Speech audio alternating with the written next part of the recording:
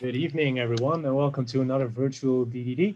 My name is Kenny Baas Zwegler, Schwegler, or whatever language you're using. It's DDD. And today with me is Marco, who's gonna do the introduction. Hi, good evening. Yeah, hi. Introducing half of the people in the room. Thanks, Kenny. So I'm Marco Heimershoff, DDD enthusiast and a longtime member of the virtual DDD community. And our guest today is Gitte Klitgaard. I hope I pronounced that correctly. An agile coach for the last 10 years and very active community member. And she's talking about psychological safety, specifically in remote settings today. So hi, Gitte. Hi, thank you for having me. Yeah, very welcome. Well, it was almost correct, so it's fine. I respond to most variations of my names. Okay, how do you pronounce your name correctly, just for future reference? Gitte Klitgaard. Klitgaard, okay, I'm going to try.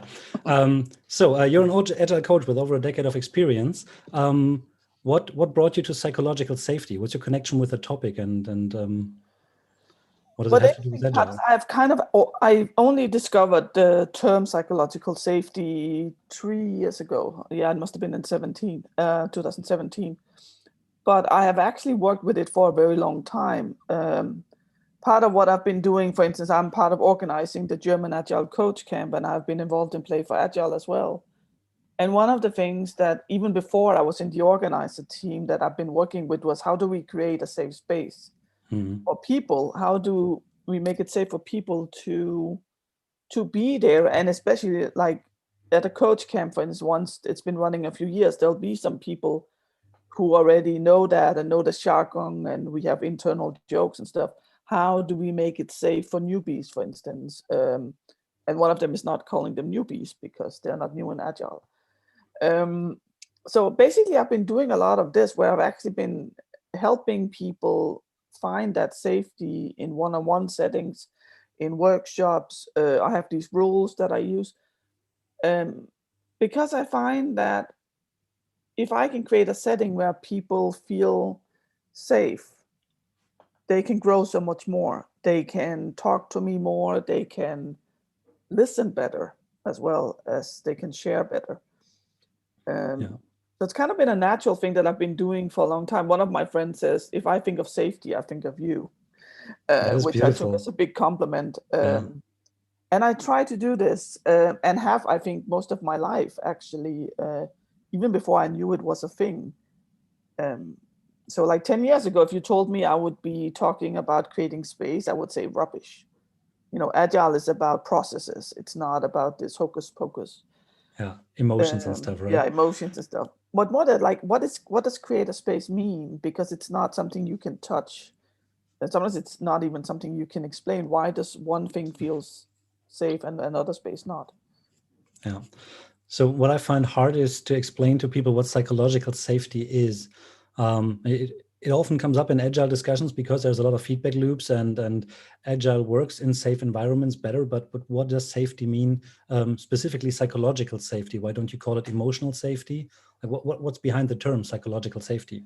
Well, so psychological safety is actually a really old term. Well, old. It's from 1965, where Edgar Schein and some other professor that I can't remember the name of were looking into how do we create good learning environments. And they found out that to be able to learn well, we need a certain discomfort because we need to challenge ourselves. And for that discomfort to result in learning instead of anxiety, we need to have an environment that's psychologically safe. So it's quite interesting that this term has been around for a very long time, but it doesn't seem like it's really been picked up. The definition that I normally use is from 1990, where Kahn went in and looked at it. And his definition, and also, I mean, Amy Edmondson, who started talking about this in 1999, have kind of the same definition. I just like his wording better, which I also can't remember. But it comes down to that you are not afraid to be punished for what did you say? Employing yourself, sharing insight, coming up with ideas. So what it really means is you're not afraid to be punished, to be yourself, to speak up, to make mistakes, And punishment, interesting enough, is anything from being fired to people laughing at you. Yeah. Because our brain judging. So our brain doesn't always distinguish between how dangerous that punishment is.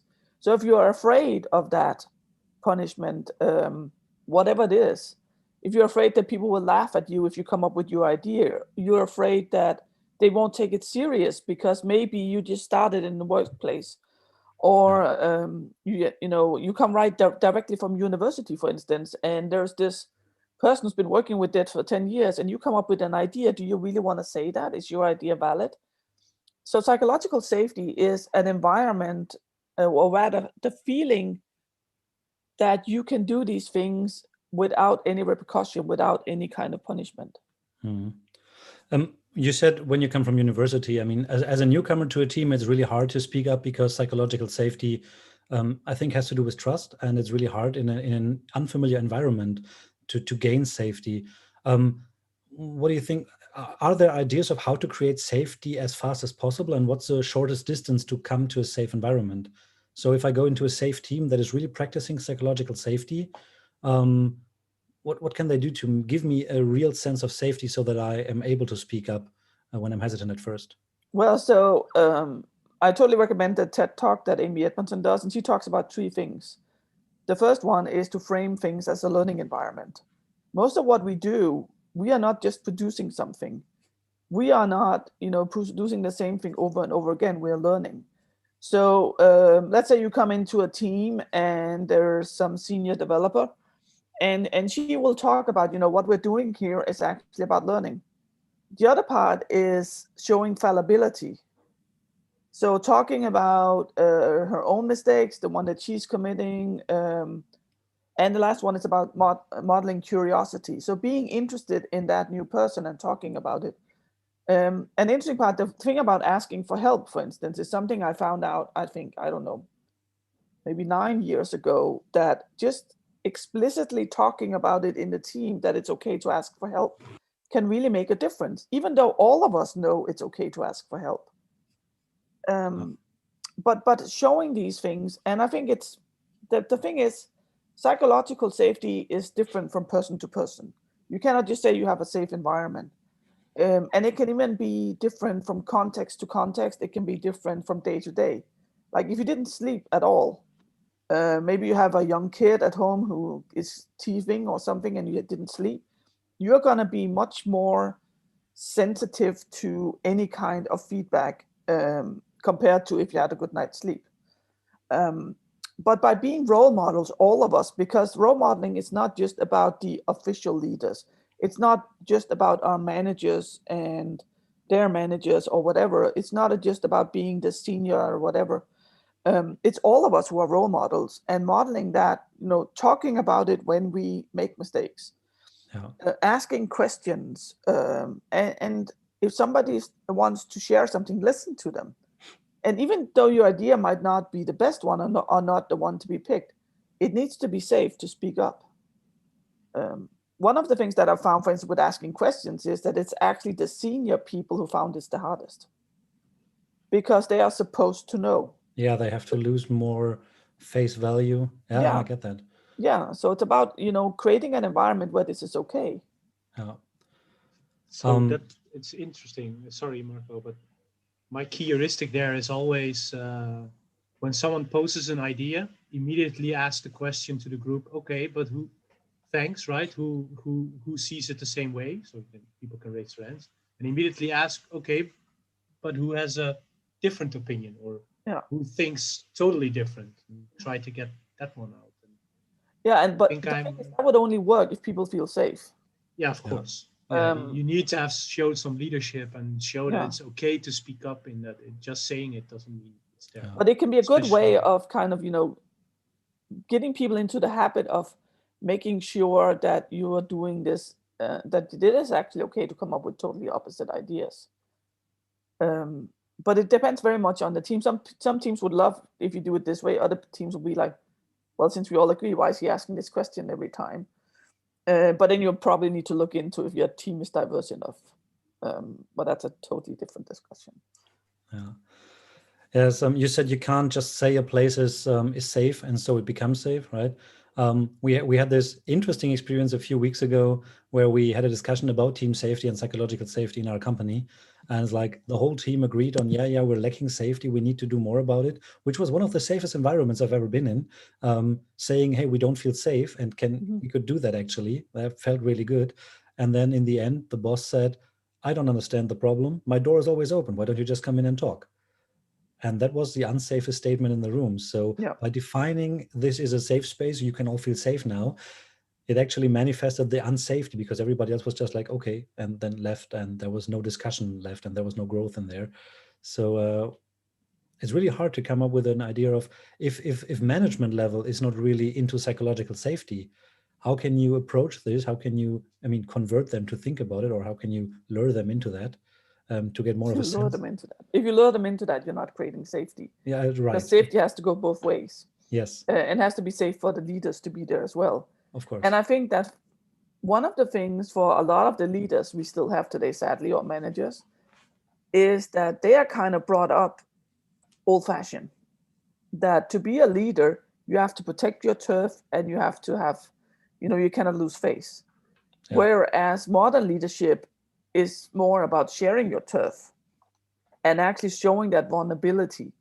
But a lot of the managers that we have are still picked by managers of the old style. And of course, they're going to pick the ones that look most like them because that's what we do.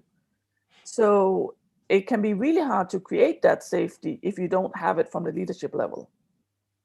But if they agree on it, and they will also need help, because the thing is, we are not, if you haven't heard about this before, if you don't know what it is, that's kind of step one. Like when I have introduced it, the first thing that we have done is done an awareness workshop, which is like, what is psychological safety?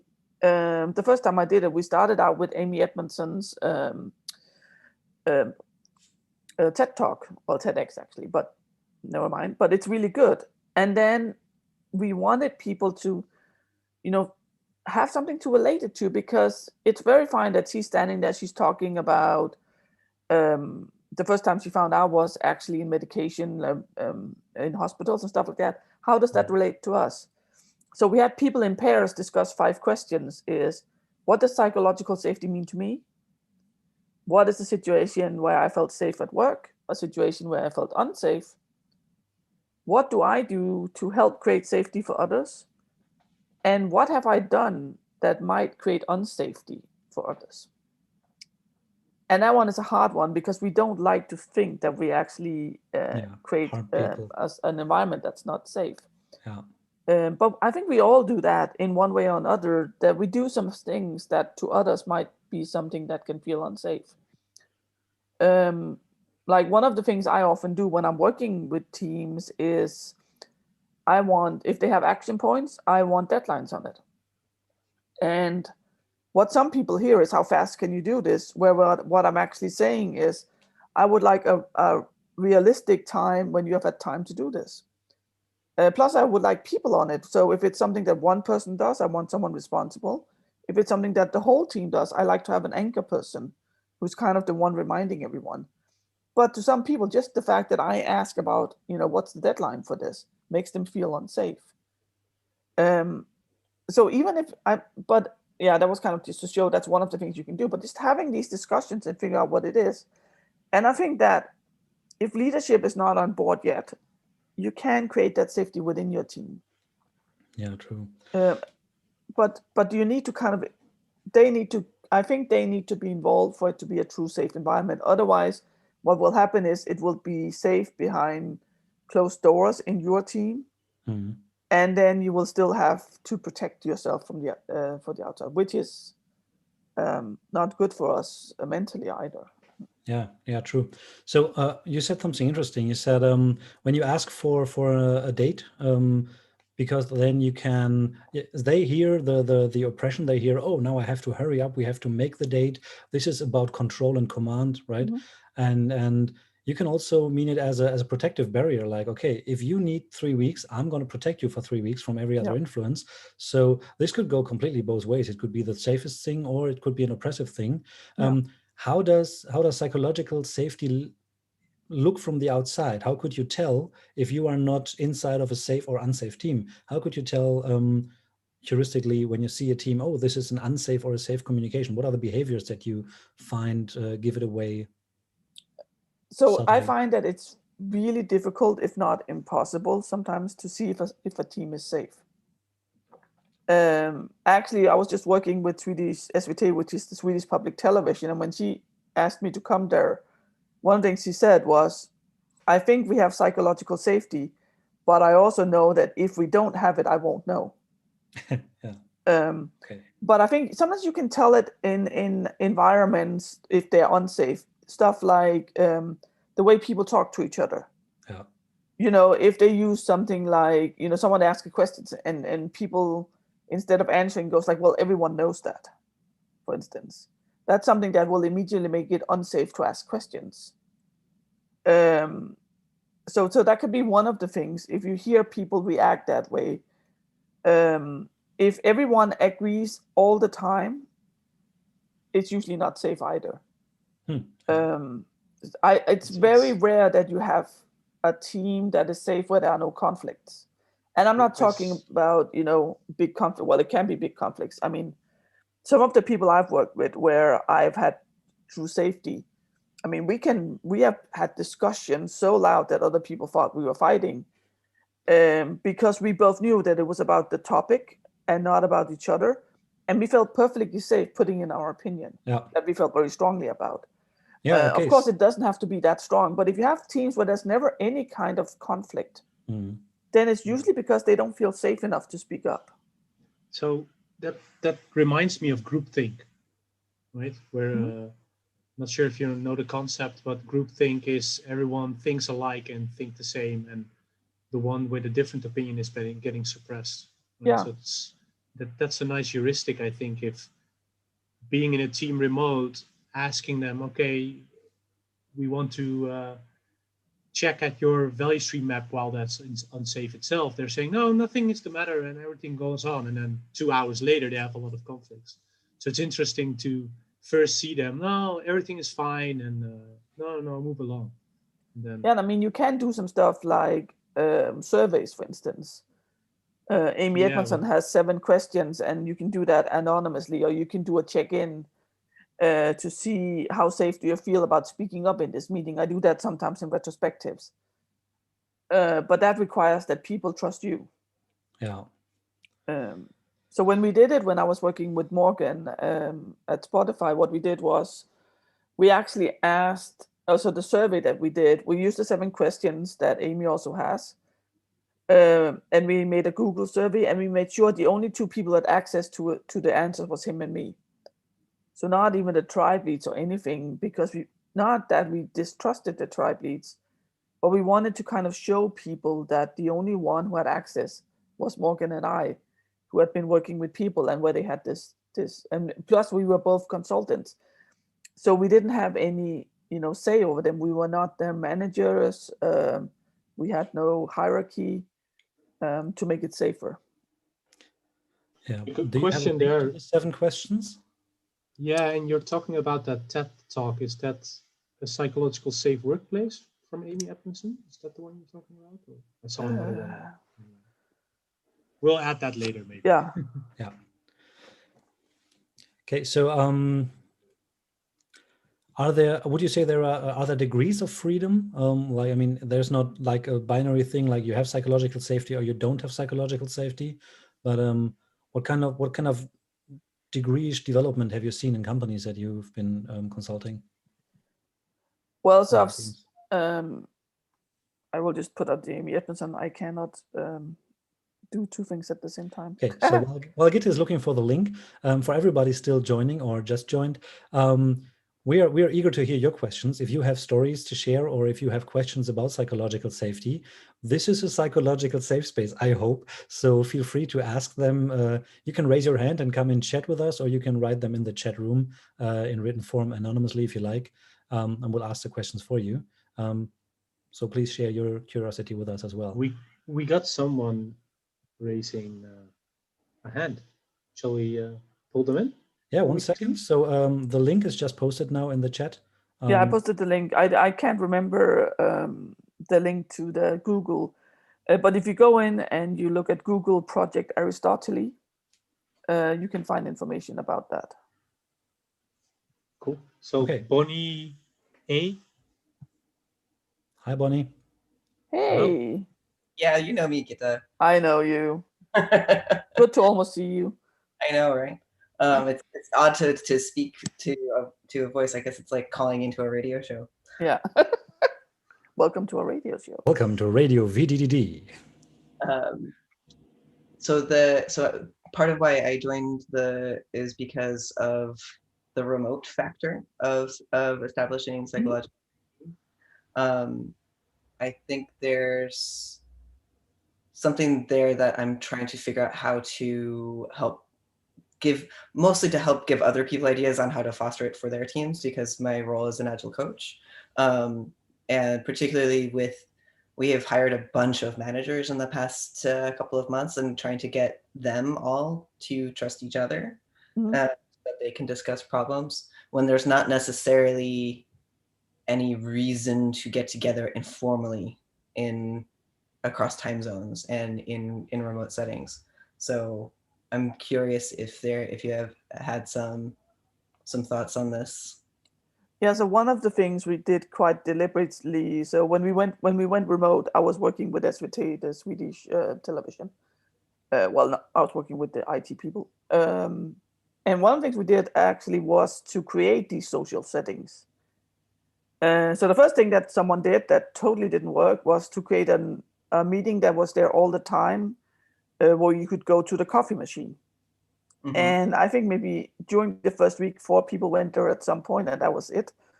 So that didn't really work out. But all the teams that I worked with created their own like weekly coffee break with the team.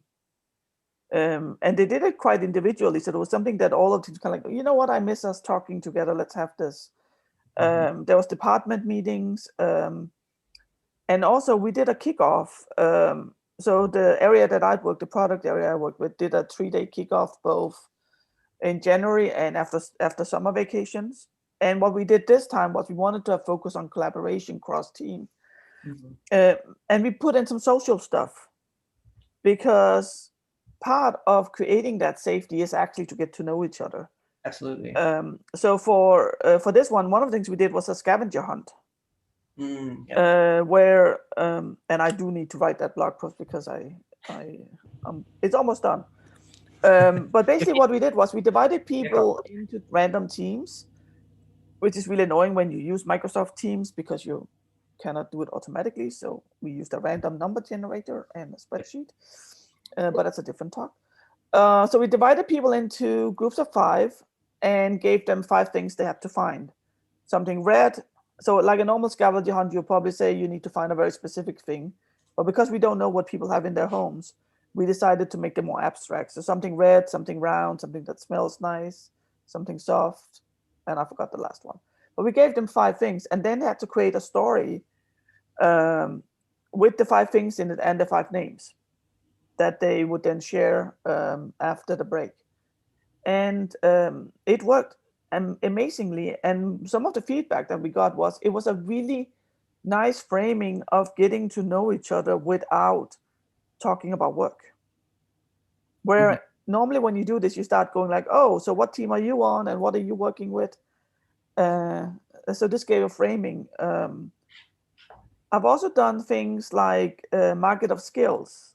I don't know if you know that, where you have it's somewhere on the Scrum Alliance. You can actually look up how to run it, but it's like you have you say these are the things that I contribute with, that I kind of know will give value. These are the things that I also know I'm not sure if it gives value right now, and these are the things that I would like to learn. And everyone kind of either makes a poster or whatever, and then people give feedback. And the feedback they can give is, I'm really happy that you know this. You also know this, but you forgot to say it. And from the things you would like to learn, I can help you with this. So again, putting some of these things in that are a little bit on the softer side, so to say, more social things, And I've done this both with individual teams, but also more department-wise. We've also done exercises where I have like, if you have 3 people together, you ask them to, I wonder if I have a picture. I don't know, I'm not sure if I have a picture, but you have like 3 people. They have to find something that all of them have in common, something that 2 of them have in common, but the third one doesn't, and something that's individual for each. And of course, it cannot be, oh, I work on this project, blah, blah. Because that means that people need to start discussing about things. And all of these are kind of building connections. But also in a company that I, my friend, Morgan, she also knows Morgan.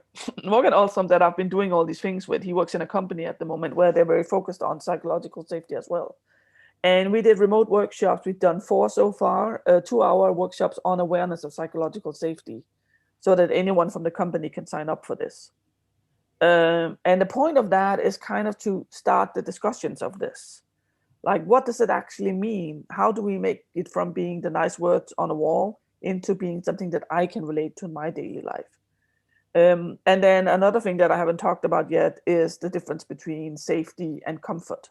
Mm-hmm. That actually safety is about creating an environment where it's okay to feel uncomfortable. Before you talk more about that, could you say again what you and Morgan did? Yeah, so we have a session. We start out by putting up some rules. Mm-hmm. And so everyone's remote. Morgan and I were sitting together, but everyone was remote, and up to 20 people could sign up. And we started out by making a check-in so that everyone says something in the meeting. Right.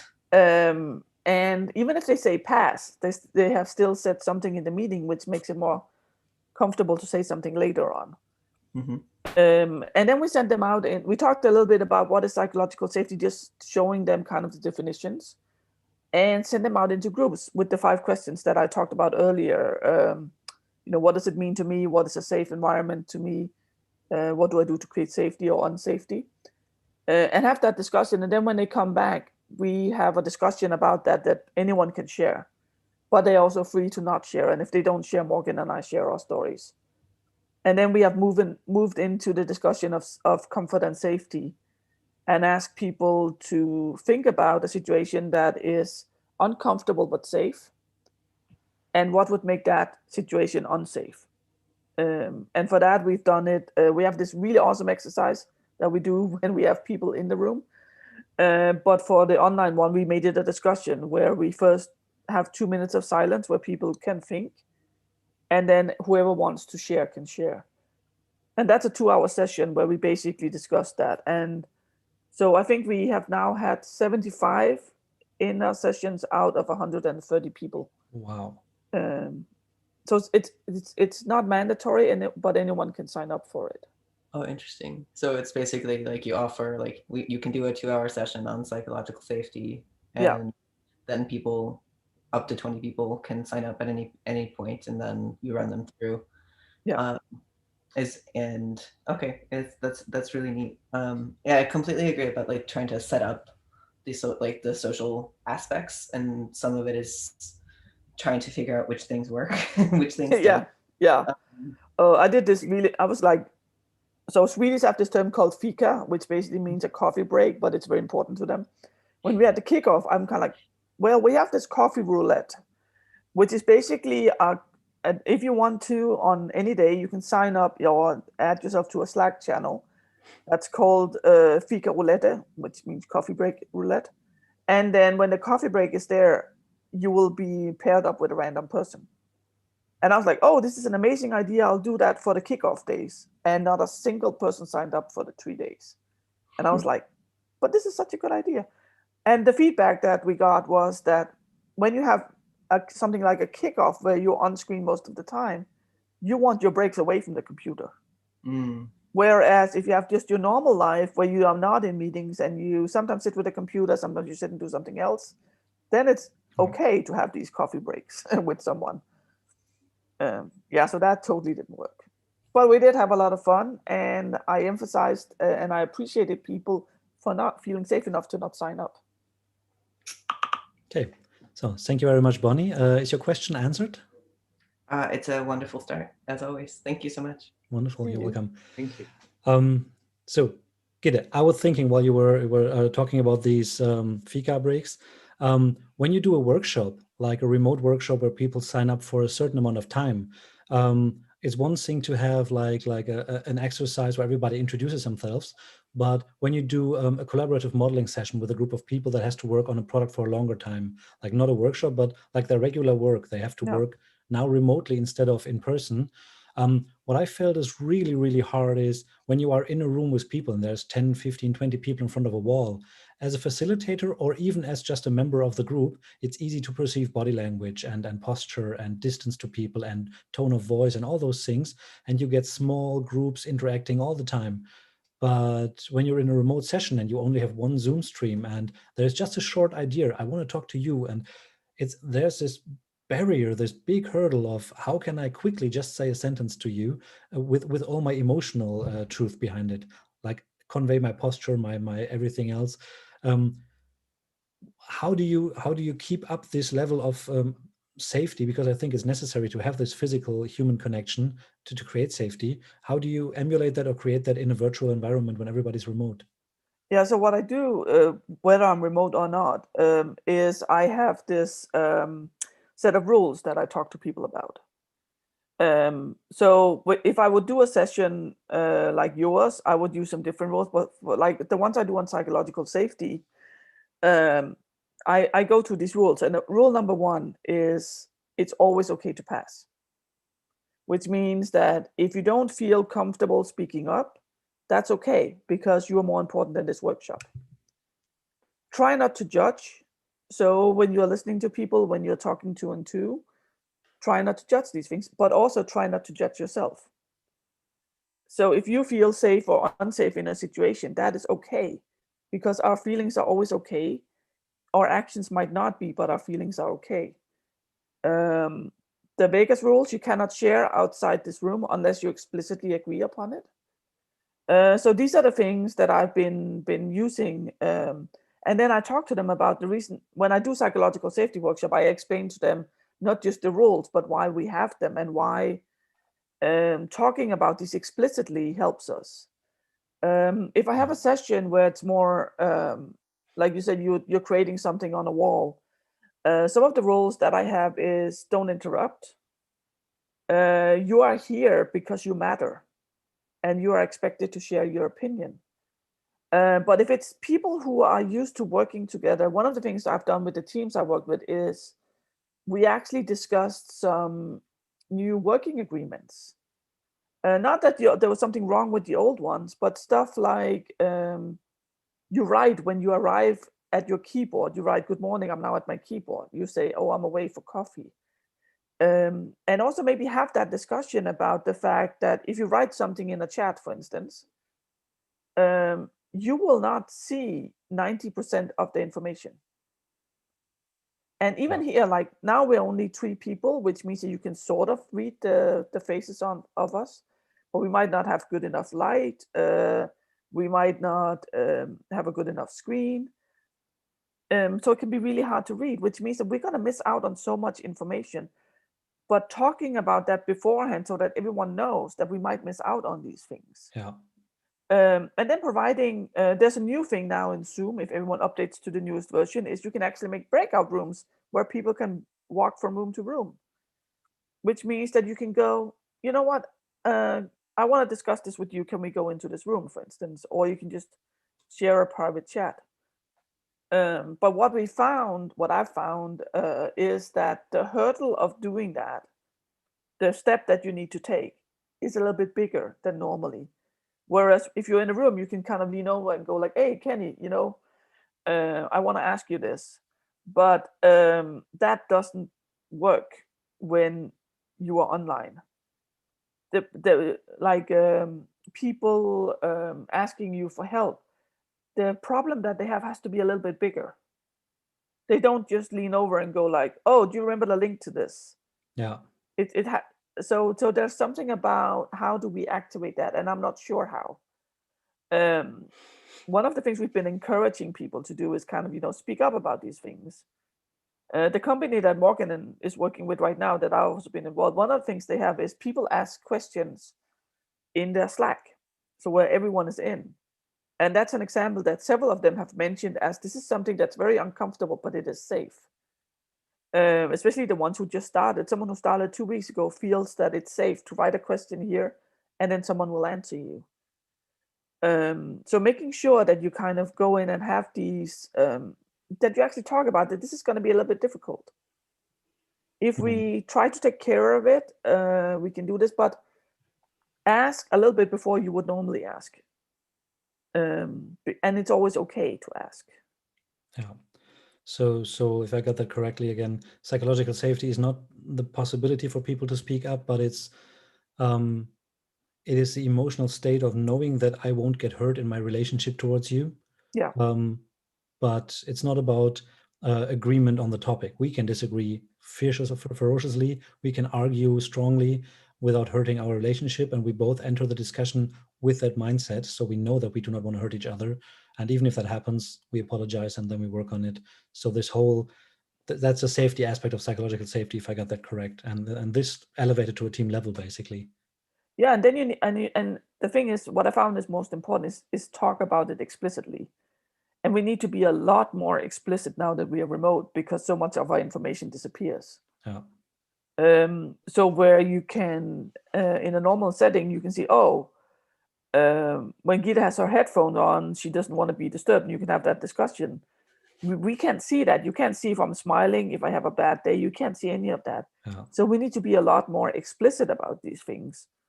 So one of the teams I work with, for instance, they decided to add to their daily meeting a question: how are you doing today? Is there anyone who would like to share how they're doing? Because they found that was the chit chat we would normally have in the morning until everyone was there.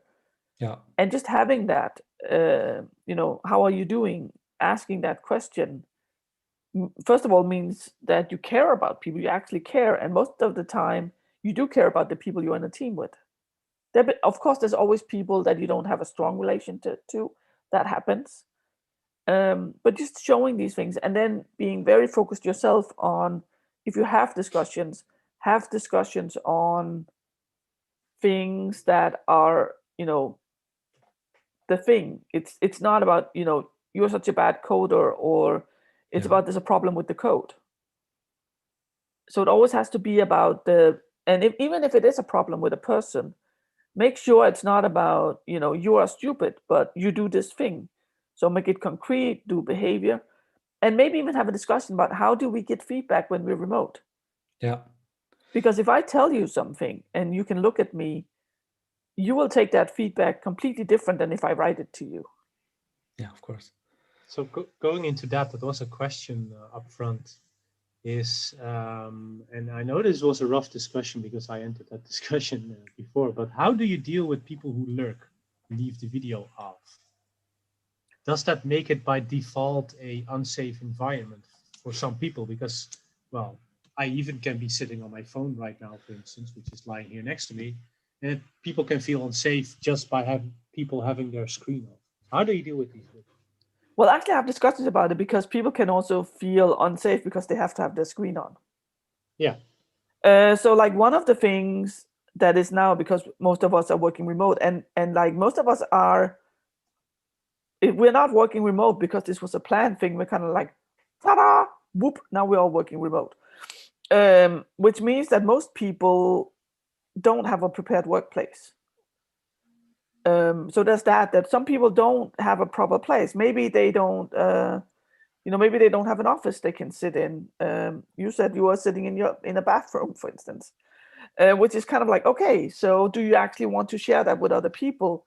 Some people don't like being on video at all. Some people, it makes them feel very so I always have that discussion with people. So one team they decided that every morning when we start, everyone puts their video on and we have our daily with our video on. And then during the day, you can have your video off if that's what you want. So they're mostly doing mob programming, so they will be all working together. And sometimes they have video and sometimes they don't. And I think that's actually a nice heuristic. I'm thinking back to my workshop, because the workshop with event storming, right, and modeling. I one time had, when we were on site, we got to know each other, and then the virtual settings really worked because we knew each other. Yeah. Then we did all remote and we didn't see people. But actually you can say, I think it's similar with the check-in, just speak up at least. Yeah. But the first 15 minutes, leave your webcam on so people can actually plan to do that. So that's actually a nice thing, saying, I know people won't like that, but maybe for 15 minutes at the start of the workshop, we can see each other, and it will, well, I like that. Yeah. But also sometimes create the space for you to not have the cameras on. I mean, one of the guys I worked with in one of the teams never had his camera on. I've never seen him on camera ever. And he totally he's very, very insecure with that, and he feels very uncomfortable being on camera, so he doesn't share it. And there's that part, and there's the cultural part as well. Kind of like, if you want, some people like for instance, I'm one of these people who kind of like, I connect with people, I make friends at work. My work life and my private life kind of mixes in. But some people like to have these two quite separate and might not want to share their home. Yeah, I think given the original question, like, does it automatically make it unsafe? I mean, the answer is obviously no, just discussed. Yeah. But I think there's a responsibility for the rest of the team. When someone shares with us, oh, I don't want to be on camera, I feel uncomfortable that way, I feel like you're always looking at me and I can't concentrate on my screen. It's like someone standing next to my desk and looking in my face while I'm coding. And the rest of the team takes it responsibly and says, okay, that's fair, that's a good point, so let's just find emojis or something. Then there is a safe environment, right? So you're just telling me your emotions and we're taking them in and say that your emotions are valid. If there is a reason to have camera on sometimes because we need your facial expression when we surprise you, then we have to do it, but the rest of the day you can be off, and that's fine. We find an agreement. That is the definition of psychological safety for me. If both parties agree that they like what has been agreed and they can argue about their discomfort with it in a safe environment, then that is a definition of psychological safety.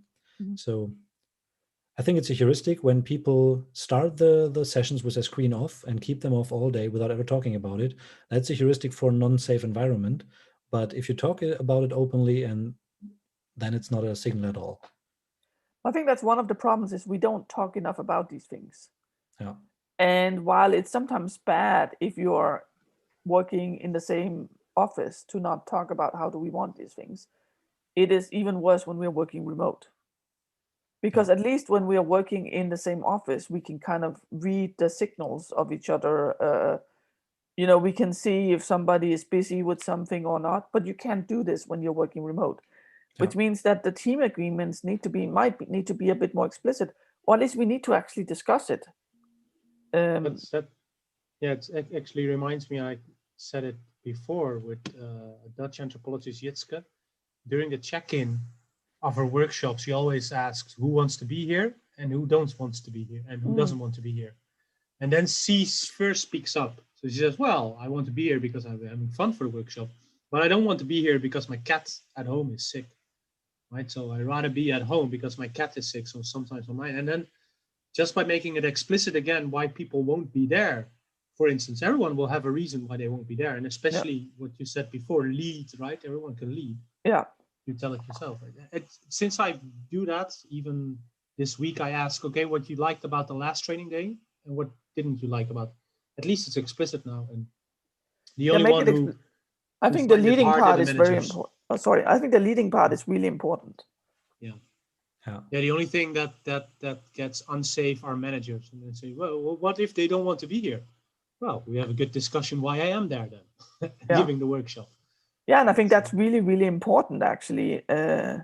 Also, and I think especially for managers to show that vulnerability, which they're not all of them are used to it yet. But they have to. I mean, I really like. So I was in a meeting today where there were some top people from big companies, and one of them said, you know what? One of the things that I find really difficult is that I don't get to talk to people. I'm very social. I want to talk to people.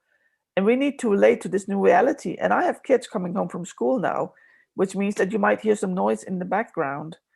But that's our new reality. And we need to also, as leaders, show that this is also our reality, that we also have kids coming in or a dog barking or and I think we also need to be open to these things as well.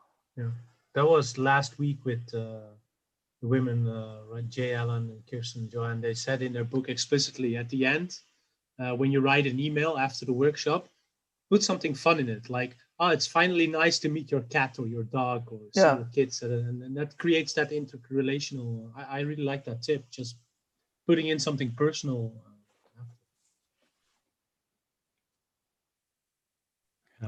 Okay, so we have a question. Go ahead, Marco. No, question is fine. Yeah, so a question here, catching up on explicitness. Can you elaborate how you establish interrelational explicitness? How do you establish the trust relationship that leads to the confidence of being explicit about our unsafety? Do you want me to repeat it? Because it's a no, it's a long question. I was just, yeah. So how do you establish a trust relationship that leads to the confidence of being explicit about our unsafety? So it's about, right, the chicken and the egg. Yeah, chicken. And I think so. The first thing that you need to do is kind of to start building that trust. You need to start building that connection. And somehow someone needs to lead it. And it can be you as a team member, you as a manager, you as a coach, whatever.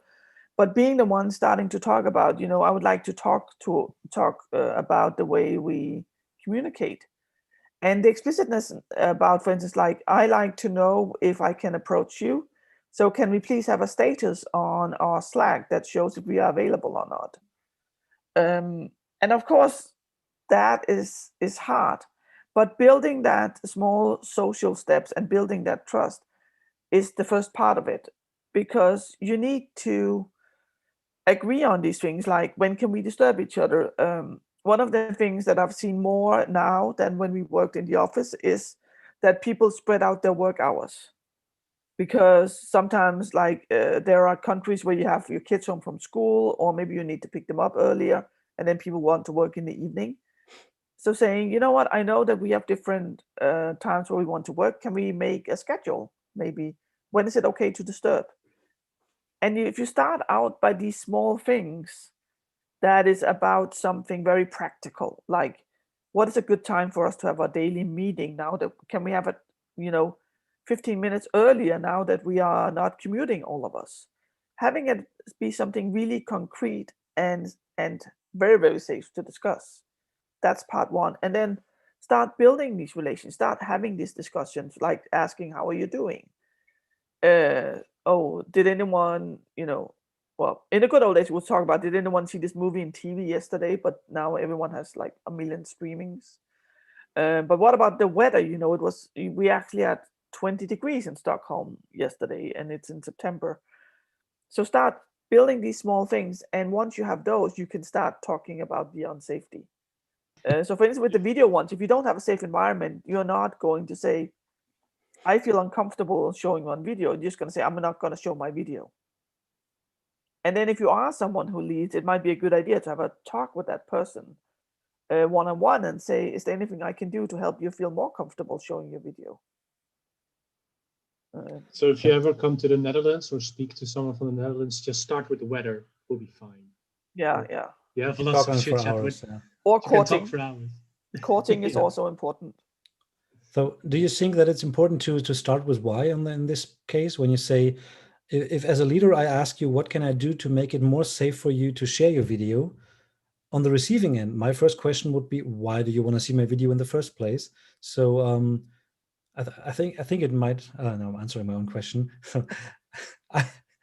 It would make me feel more safe if people start with the reason behind stuff, so that I understand their needs. So not the logical reason, the business reason, but their emotional reason. Like, why does it make you, why are you urged to say this to me? Why do you want something from me to change? Thanks for the dialogue, Marco. That was great. Sorry. No, but do I you think want us to put the cameras off, Marco? No, that's fine. But I think that's a really good point, is actually the why. And I think one of the things that you as a leader need to do is to be very explicit about the why. So in this case, it's an emotional why. Seeing your face makes me feel safer to talk to you, for instance. Yeah. But no matter what we do, also outside the virtual world, the why is really important, but it becomes like 10 times more important when we're doing these things. Like being more explicit, for instance, as a leader, what expectations do I have of you? And why do I have these expectations? You know, why is it important that these things is something that you live up to, for instance? Yeah. And that's really, really important when we are just working together in the office, but so much more important when we're not. And for instance, like it's important that everyone, like one of the things we talked about at SVT was that people needed to check in every morning in this channel. And people were like, why do we need to do this? And it turned out that it was actually safety, like physical safety. If something happens at work, we need to know who's at work. We need to know who's actually in the building and who's working from home. So this was in the beginning where it was kind of voluntary if we wanted to work from home. So now what they're doing is they put an icon on their Slack name. So house means they're working from home. I can't remember what the office is, and palms means I'm on vacation. So that they know, okay, I can see these 4 people are in the office, which means that if there's a fire, that those are the people we need to look for. But explaining that why for something, instead of, it could be, you know, oh, the boss needs to know I'm into work because they have to check in every day. So I think it is the why is really, really important. Yeah. I have a personal experience that was surprising for me. I mean, all these remote things make things harder, right, in the psychological safety department, because we lose a lot of the human physiological connection. And we can find tools to mitigate that and even make it better from there. But there was a person I was working with where the emotional connection was kind of hard because there was a lot of intrahuman distrust or disliking. But on a work level, we work fine. That's all good. And not having that person just being in the room all the time and having to interact with that person actually made the communication safer, because for whatever biochemical reasons, people don't like each other, you couldn't smell the other person, whatever. Now you can have the distance whenever you want, and it makes it safe if you can have connection in a time frame, like time constrained. It's like, now for the next half hour, we have to talk. Great, I can muster up the energy for that. And I can be even explicit about it. Say, great, I like to talk to you about it for an hour, but then I had enough Gitte for a week, so have a nice day. And that's super fine. So it even gives you some more tools to play with to increase safety and be explicit about it, which is, I think, the key thing behind everything. Making these things explicit so people realize that they are not unsafe. They can speak up, they can state their feelings, even if the feeling is, I don't want to see you more than an hour per week. That's just fine to express, and your feeling is valid. Yeah, but I think that's actually, you also made a point that some people actually feel safer working from home. Some people I know, for instance, who suffer from anxiety, find that it's a lot safer working from home, where you don't have to, for instance, take the tube and the underground train, where you actually meet other people in public transportation. So the fact that you can be at home, that you can, you know, if you feel unsafe, you can turn off your camera. You don't have to be there. You can take a break of an hour or half an hour, which you can't do when you're in an office. So for some people, this is also another way of doing it. So one of the people I follow on Twitter is called Jamie and Lion. He talks about being autistic. His goal is to be happily autistic and to create a happy life. And one of the things he does in his workplace is that they do a lot of the communication over Slack, because that's much safer for him. So whether he is in the office or not, a lot of the communication happens in written form. And for some people, this will be a much safer way to communicate. I find, I personally I'm not very comfortable. I mean, I can have long conversations with people over Twitter or chat in some form, but sometimes it's just nice to have a conversation. And I would definitely, I mean, any day I would work with people in the office. That's much more for me. Yeah. Virtual hugs only works so good. Yeah. Well, you're not supposed to hug people now. So I think for looking at a remote DDD modeling session, right, where we do these things remote, I think it's even more important. I already did it in a physical one, but even more important to maybe even start at the start talking about disagreements. Mhm. What do people need, and how are you doing? And making it a longer session, but in the end faster, right? Because I think also learning. make longer breaks.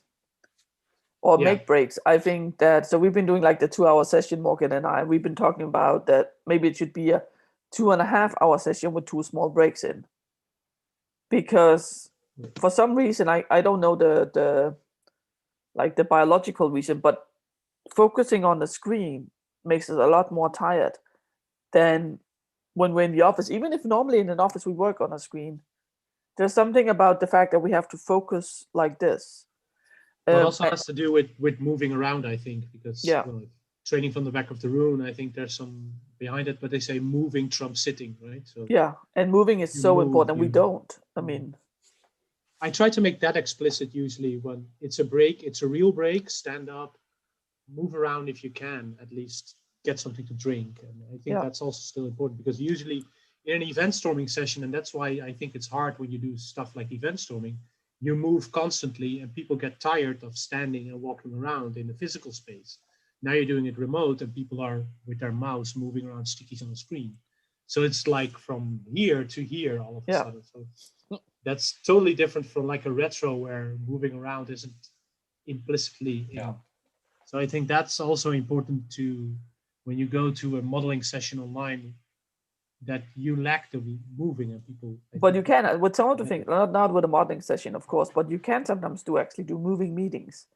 Like I know a lot of people have one-on-ones actually to just have it phone calls. And then they both take a walk. And especially with the, I mean, I'm just going to say the fucked up environment that makes it warm still. It's really nice to take a walk outside. So that can be another way of doing that. Plus, there's also the thing is, if you want to talk about something personal, it can sometimes be nice to not look at the other person. So like, even if I have a coaching session with someone like physically, I sometimes do the walking, because then you're walking next to each other and you're not necessarily looking at the person if you're talking about something that's really difficult. So having a phone call can be another way of doing it. That's also part of, I think, Troika consulting and liberating structures, where you have some consultants sitting and you tell your story, then you turn around and they will discuss your idea. And just because you don't see someone's face, the feedback can be quite better or something. I think that's the reason behind it. Ilker is asking. There's also a lot of possible. Yeah, sorry. Yeah, Ilker is asking a related question. So she said, getting into a social dilemma. What if the psychological safety of some person depends on not showing on video? Like I feel unsafe on video, and the person talking towards me is feeling unsafe when they can't see me on video. So now we have the dilemma of what I need for my safety is the opposite of what you need for your safety. Yeah. How do you resolve that social situation? Or what heuristics would you use? I'll use this interesting heuristic that is talking to people.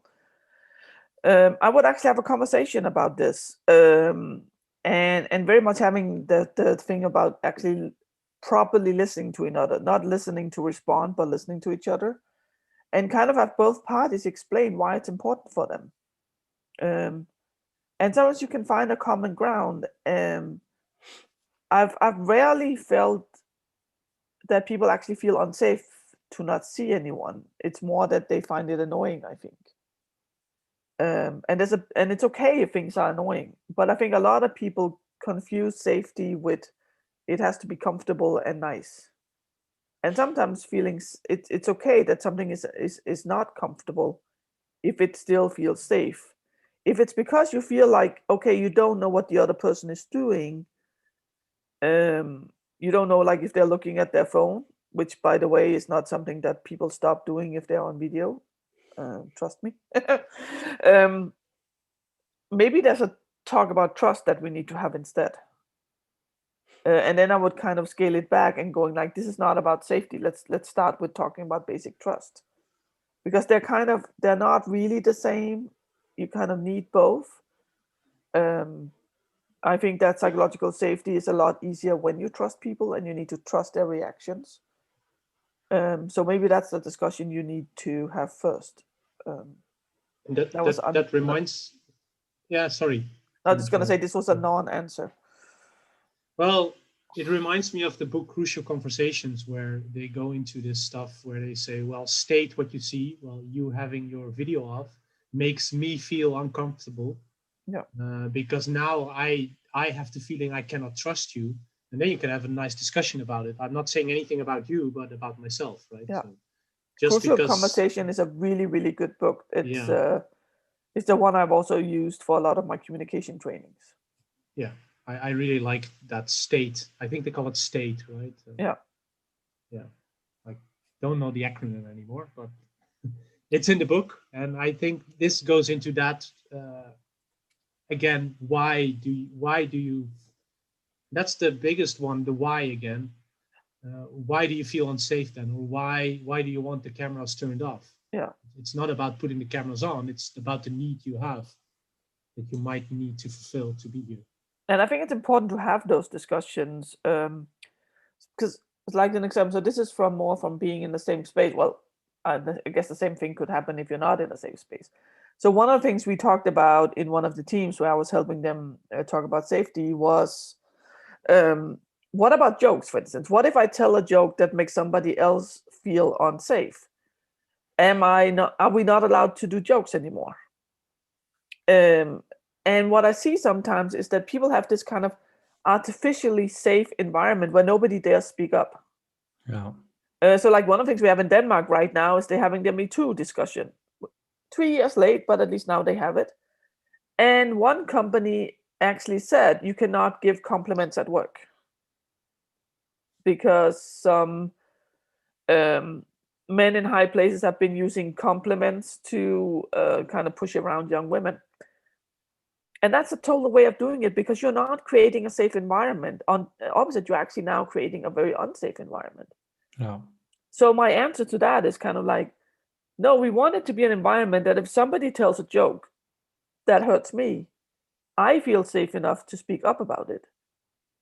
But the person who tells the joke also feel safe enough to have made that mistake.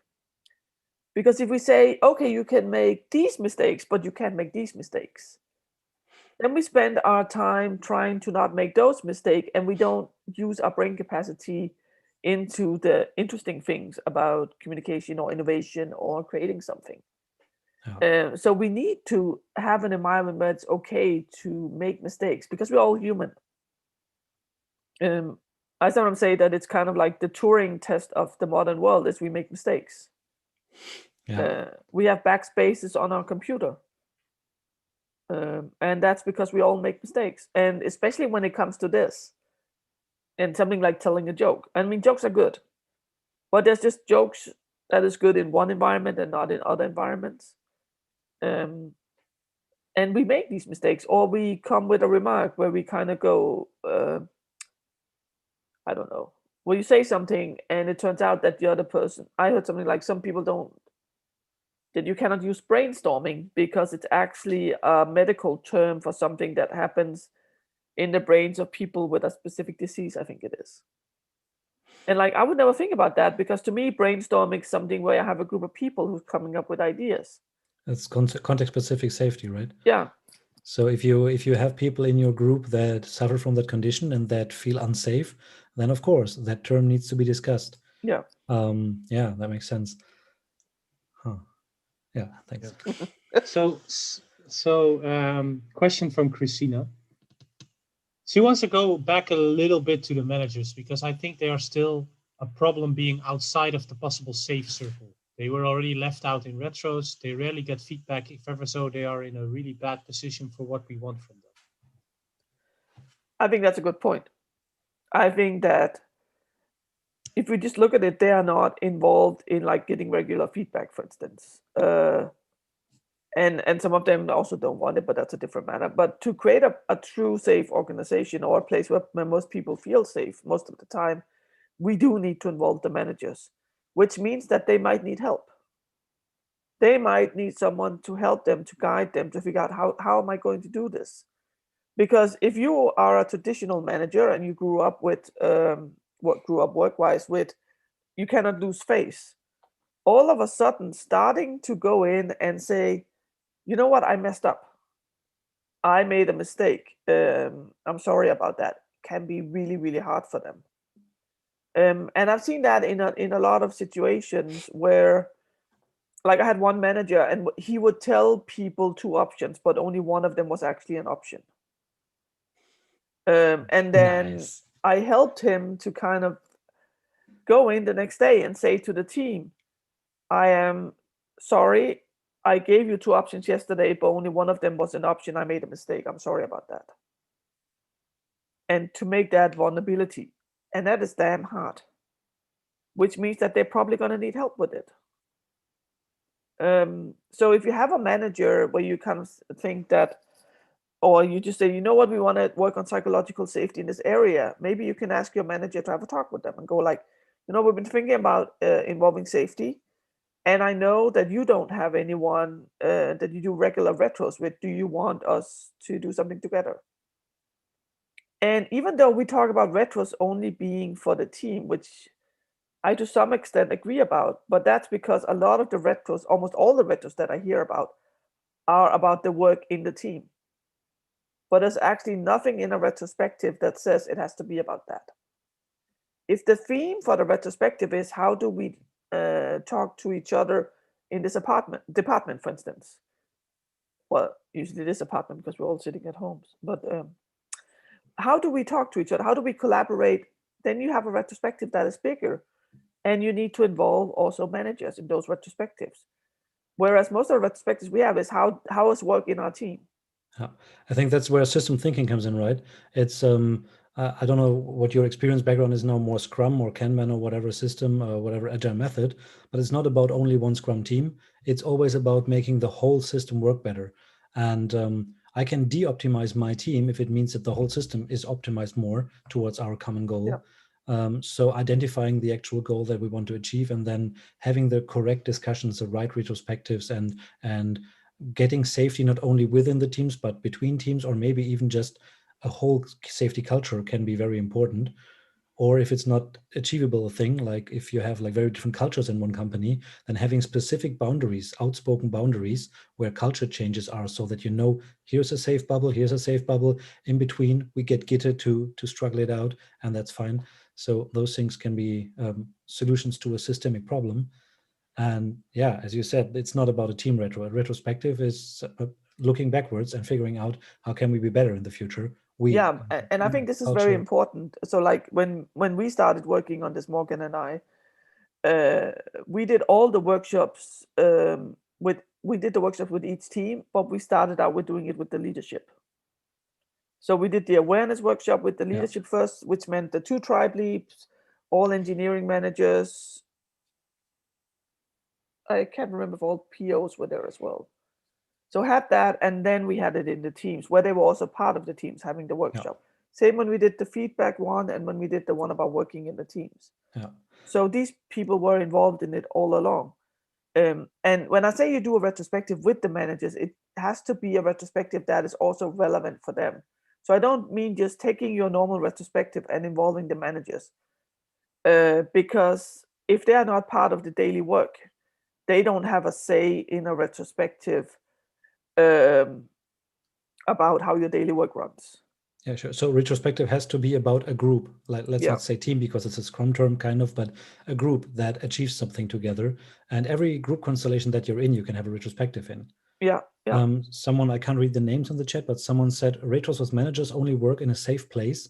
But for this, the manager has to be a practitioner of that safe place, and that's a catch.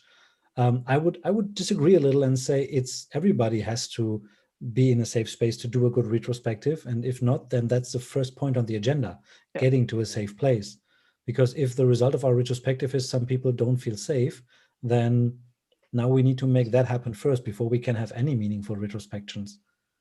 Yeah, and I've been in environments where actually so like in the department I worked with SVT or the product area, they would sometimes have their managers in the retrospective just to observe, because they felt safe enough to have them there because they had a really, really strong safety with their managers.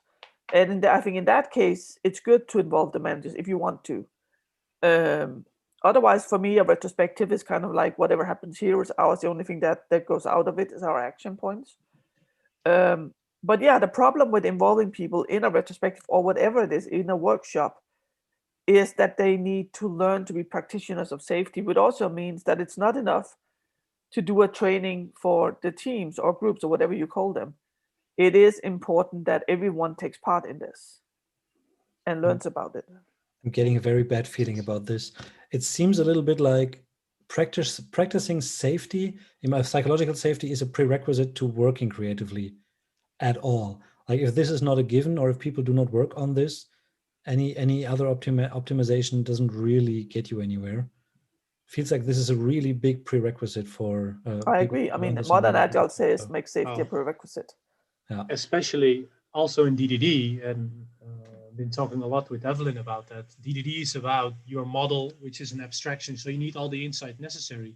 If you have groupthink or people not speaking up, that's lost knowledge. Yeah. That knowledge can be essential for making a good model, or at that point, the best model in time, right? Because we don't talk about perfect models, but just that word and you lose it. I think it's a prerequisite, especially because you need domain experts. So it's not a theme thing, it's actually with a group thing to make that safety explicit. So I think it's of the utmost important in DDD to address it from the start when you do collaborative modeling.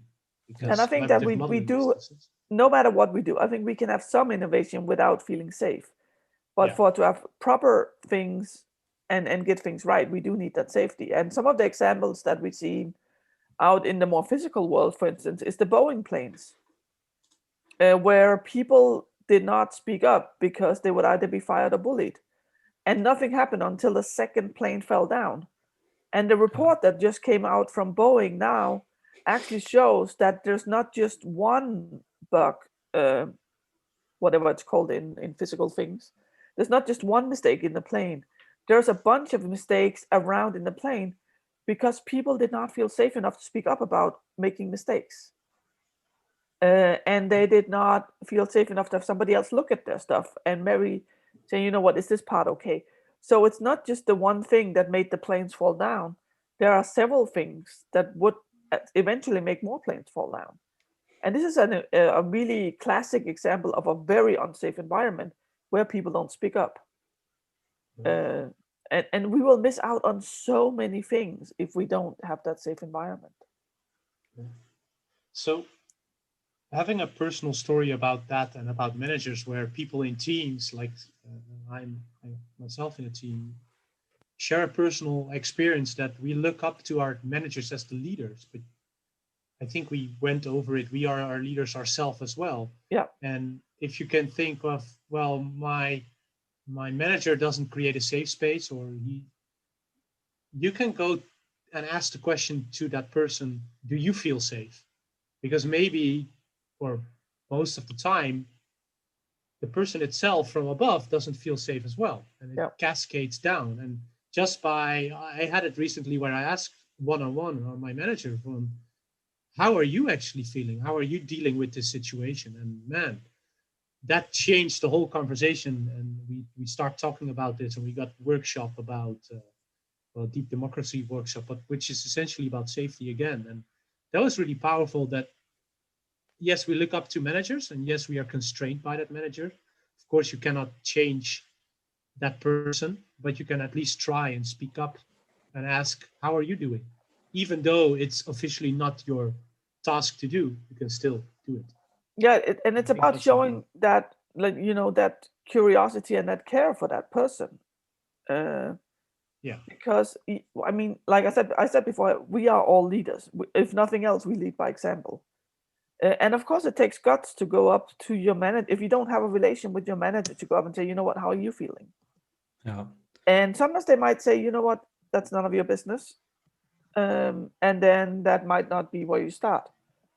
If you have the guts, you can say, well, since I'm working with you, I do think it's my business, but it's okay for you to not share. And then maybe when you ask the third time, they will open up a bit. And then the listening part comes in. Yeah. Yeah. When Kenny just said the This is like, yeah, this is not your task. That's a term I'm so allergic to. When someone says, this is not my task, it's like, no, it's not about tasks. Everybody can lead, everybody can follow. Wherever you feel safe and where your motivation is, that's where you should work.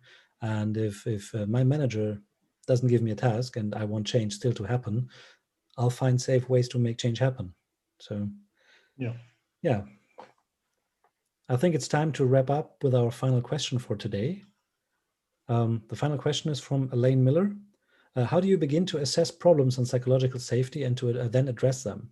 So how do you begin to assess these problems? Well, I think first you need to have an environment where it's okay to kind of start looking into these things. And I think that how do you assess them? I think that, so like one of the things we did was taking those 7 questions, and I can only remember one of them because that was the one that shocked us. So the question was, we took each question and asked them twice, like what about this question with the person you feel most comfortable with in your team and the one you feel least comfortable with. And the question that I remember so strongly is, somebody in my team would deliberately undermine me, because 1 in 7 said yes to that in a place that we thought was safe, that someone in their team would deliberately undermine them, that they felt that way. And that was kind of like, okay, this is something, there's something going on. People are not, if 1 in 7 thinks this, the teams are not safe. Yeah. And that needs to be the first thing we go in and talk about why is safety important. So no matter what, I would always start with why is safety important, and then figure out what to do. The way we did it was we did the awareness workshop for everyone. And then the next workshop we used a sort of retrospective format where we said, there are these 6 categories of things. I'm not afraid to be myself, raise problems, take risks, ask questions, disagree, and I can always remember 5. Well, 6 things. And we said, you have 2 ears and 1 mouth. What are things you want to hear about? And 2 things you want to hear about, 1 thing you want to talk about in the team. And then we took the 2 most important ones and we discussed that with people. And then we asked them retrospective wise, now we would like you to go out 2 and 2 and discuss concrete actions. What can we do about this area? And that meant that some of the actions that came up were making a poster from the leadership saying, this is how we see psychological safety. And this is how we feel. And we actually saw that was a success because that was one of the first things the teams put up again when they moved to a different location. Nice. One team decided to do fuck up of the week, because they say, we talk so much about mistakes that turn into something good, like Post-it notes. I don't know if everyone knows the story, but Post-it notes, they were trying to invent a really strong glue. And then they invented this glue that's not very strong. And we have Post-it notes. And I mean, they made shitloads of money on Post-it notes. I mean, almost everyone who's in this call will probably have Post-it notes. I mean, I have them in all my bags. Not anymore. Not anymore. Yeah, I have them in the bags, but I don't use them anymore. See, that's why I love Marco. So they were kind of like, why do we only talk about these things? Why don't we talk about the things where the only thing we learned is we never want to do this again? One team where we had 2 developers who were speaking the most, they actually brought up this as a problem. We fear that because we speak the most, we don't hear some of the opinions that could make a better design, for instance. So they decided that every time they made an important decision about design or team, whatever, that they would take a round and hear everyone's opinion. So I think it's quite individual what you need to do to kind of work on these safety things. And sometimes you can even do experiments. Like, what if we have a coffee break together 2 and 2 during the week, so that you have with random people from your team, get to know them a little bit better. That can be an experiment. So I think what we really do to work on these things is quite individual. So Amy Edmondson has a good book, which came out last year. And some of the stuff that she also mentioned in there is quite practical that you can do. But the most important thing, I think, is if you can do it yourself, be vulnerable.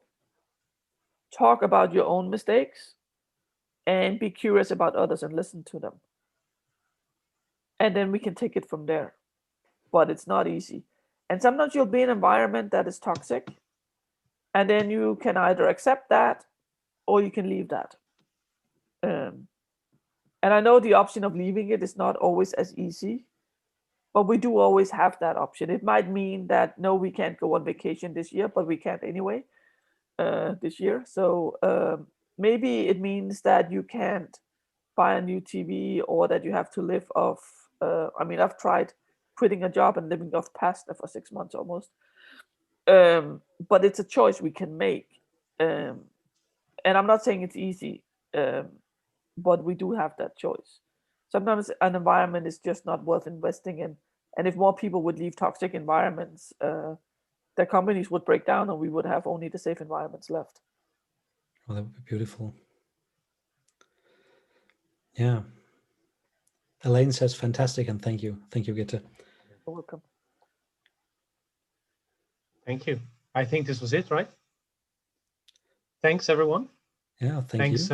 Especially Gitte, for sharing your stories. And thanks to everyone attending. Yeah, and I can say, if you want to know more about this, you're free to contact me. I'm Native Wired on Twitter. And as you might have experienced through my talking, I like very much discussing these things and helping people. Yeah. Hopefully the non-remote conference will hit off again. And yes. We'll talk a lot more. We're going to close the YouTube stream now. The webinar will stay open. Everybody have a safe evening and a safe work week. Yeah. And thank you very much. Bye.